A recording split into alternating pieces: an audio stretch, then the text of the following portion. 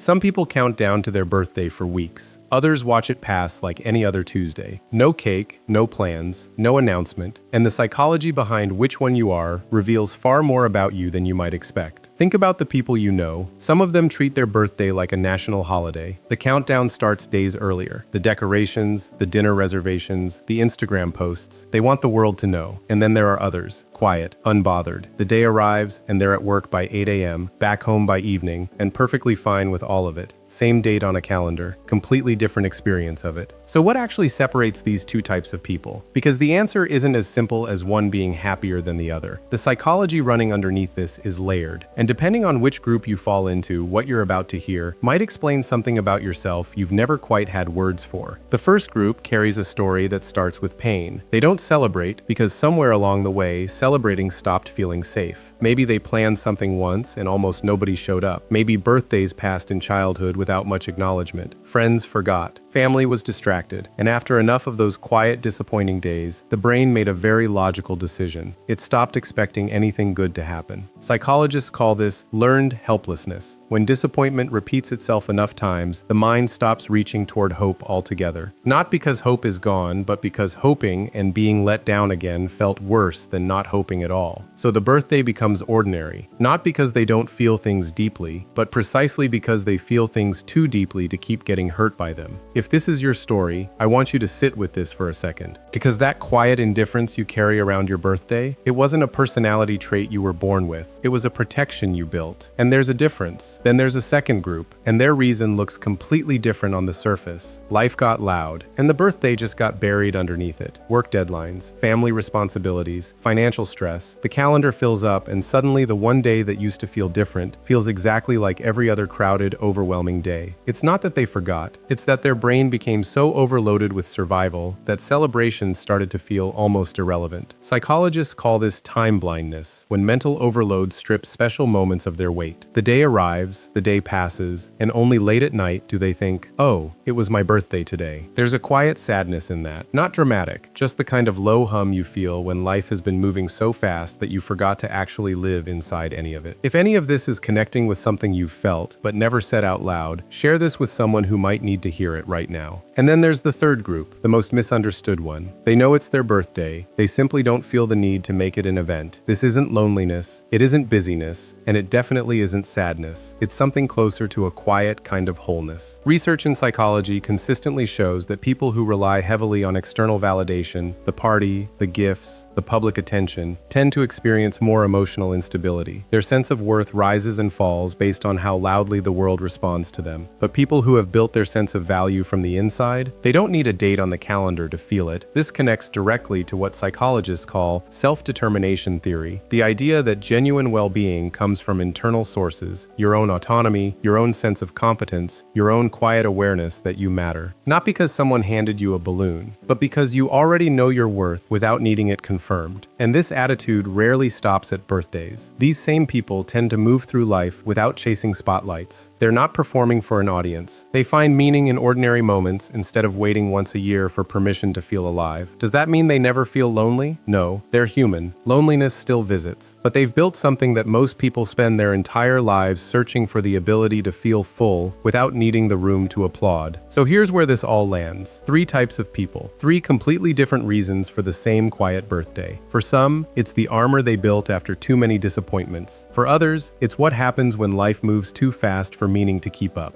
And for others still, it's the natural result of finding celebration within themselves, rather than waiting for it to arrive from the outside. None of these are wrong, but only one of them is actually free. The real question isn't whether you celebrate your birthday, it's whether you need the celebration to feel like enough. Because the people who have answered that question honestly and found the answer already living inside them, they don't just have better birthdays, they have better lives. If this made you see yourself a little more clearly, subscribe, because every video here is built around the kind of psychology that actually explains who you are and why you work the way you do.